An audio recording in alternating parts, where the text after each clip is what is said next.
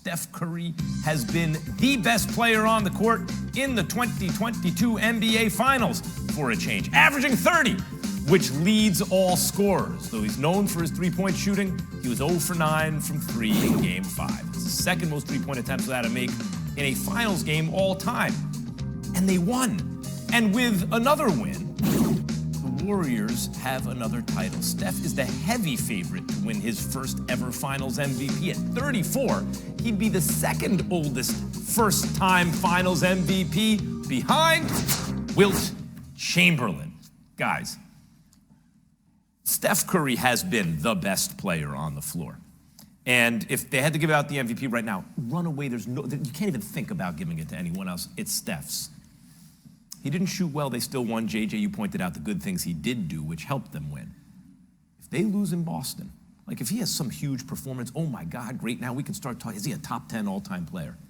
But if they lose in Boston, and they go back to Golden State, and he has a poor shooting performance, and they lose, that'd be the second time in a Game 7 at home, he not only didn't get it done, but messed it up. I can't start hearing about top 10 all-time conference. It can't be. JJ, it can't be. Now, go ahead, bask in my framing of the NBA Finals as a kind of individual hero ball test. Please, go ahead, enjoy it. There's a lot of ifs in that question, Yes. Max. There's a lot of ifs in that scenario. I expect Steph Curry to be Steph Curry in Game 6, and he's going to be aggressive. He's going to try to shoot 10 to 15 threes. There really is no defense that can stop him from getting those shots off. I talk about this all the time.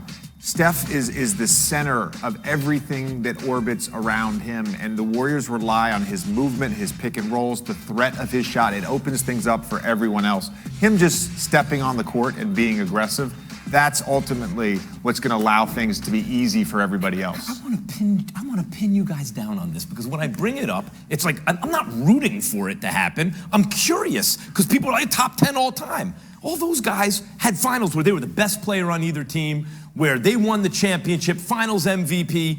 I'm just asking the question, would you agree if he shot it poorly in a Game 7, if it doesn't go their way in Game 6, say Game 6 go either way. They lost. It's not even a conversation worth having. Why? Because if he had a huge game, I'm saying, yes, now let's talk about top 10. Why can't you even entertain the other one? You want to have a conversation about LeBron James if he wins 4 more championships? Has he surpassed Jordan? Like, we can have this conversation, this if conversation all day. The reality is, if conversation. You said it, Max. You said it. He's been the best player in the series. Yes, so far. Yeah. So far. That's all that matters. Really? That's all that matters. So the next 2 games potentially don't matter? JJ. Game 6 matters tomorrow, whatever his performance is. And you just can't, you're too focused on Game 6, you can't entertain the thought of a Game 7?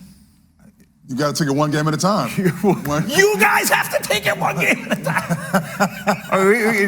Let's start talking about where Luka ranks all time. Because if we're going to do that, let's start talking about let's say Luka Doncic has 12 to 15 more years at this production level and wins 3. You see what I'm doing here? Right. I do. You're making a false equivalency. No, you're trying to look 15 years in the future. I'm asking you to look 1 game in the future. 1 game. I just saw him have a poor shooting night. Nobody involved with the actual sport of basketball is even thinking about a Game 7. Okay. Nobody involved with may I basketball ask, if they lose Game 6, can I ask you about it then? Absolutely. Okay, fine, fair enough. Amari, what do you expect from Steph in Game 6? I think Steph's going to have probably the best. I asked him about Game 6. Yes, right. go ahead. Yeah. I think Steph's going to have probably the best game of his career. Really? I feel like there's nothing Steph can't do, right? You know his slogan, he goes, he says, I can do all things. Well, he truly can do all things, because on the basketball court, there's no weakness in his game. I mean, you look at Steph Curry just make a left-hand pass on a dime.